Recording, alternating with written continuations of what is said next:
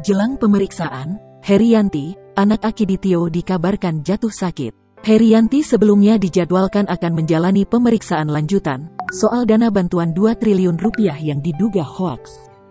Namun saat Herianti masih di rumah, anak bungsu Akiditio itu mengalami sesak napas.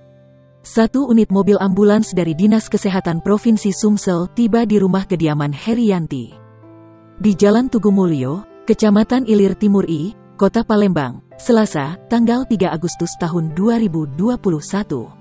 Sang suami, Rudi Sutandi, tampak pergi keluar rumah menggunakan sepeda motor berwarna putih. Membawa satu buah tabung oksigen keluar rumah. Sekitar 20 menit keluar rumah, Rudi kembali masuk ke dalam rumah dengan membawa tabung oksigen yang telah berisi. Tak hanya mobil ambulans, Herianti yang dikabarkan sedang mengalami sesak nafas kini sudah ditangani oleh dokter dari Dinkes Pemprov Sumsel.